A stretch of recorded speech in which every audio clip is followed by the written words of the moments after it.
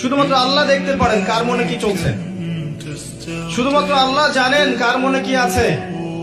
তাই মনের মধ্যে খারাপ বিষয় রেখে, নোংরামি রেখে, অশ্লীলতা রেখে, হিংসা, বিদ্বেষ, দুনিয়ার প্রতি আসক্তি, অহংকার, রিয়া এগুলো রেখে মানুষের কাছে ভালো সাজা যেতে পারে, আল্লাহর কাছে সম্ভব না।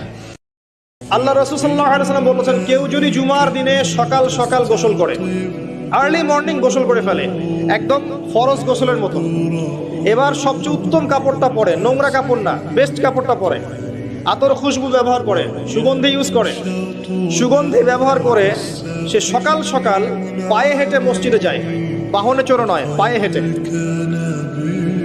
মসজিদে গিয়ে ইমাম বয়ান খুতবা শুরু করার আগেই মসজিদে চলে গেছে, ইমামের কাছাকাছি বসে, কাউকে কষ্ট, নামাজটা ছাড়েন না।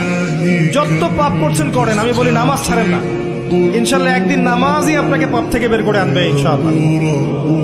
শয়তান আপনাকে হতাশ করতে চাইবে, শয়তান আপনাকে হতাশ করতে চাইবে যে তুই তো গার্লফ্রেন্ডের সাথে কথা বললি, রাতের বেলা পর্ন দেখলি, তুই তো ফ্রি মিক্সিং এ আছিস, তুই মাদক দ্রব্য খাচ্ছিস, তুই কাজে ফাঁকি মারিস, তুই ট্যাক্স আদায় করিস নাই, দুর্নীতি করছিস, তুই আবার নামাজ পড়বি কেন? শয়তান আপনাকে এগুলো বোঝাবে, কিন্তু নামাজ তো আমার সময় পায় না, আমি তো অনেক পাপী মানুষ, এই ধোকায় পা দিবেন না।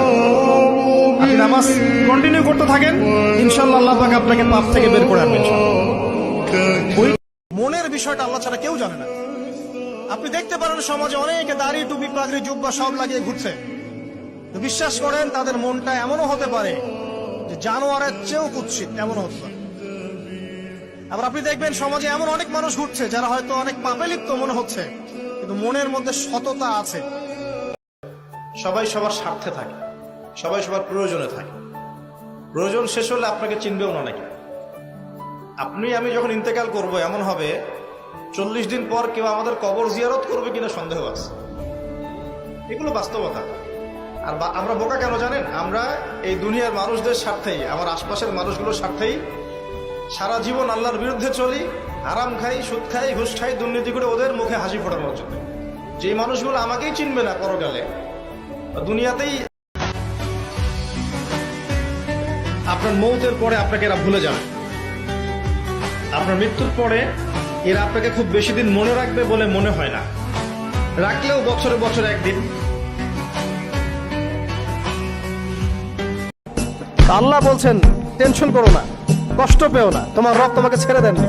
বলে সাউফা ইউতিকা রাব্বুকা ফাতারদা, তোমার রব তোমাকে শীঘ্রই দান করবেন আর তুমি সন্তুষ্ট হয়ে যাবে।